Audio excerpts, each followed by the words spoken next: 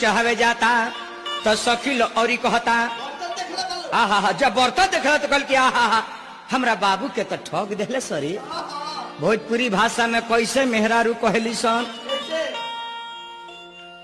अरे वैसन ऐसन बर्तन हम धगरिन के देले रहनी,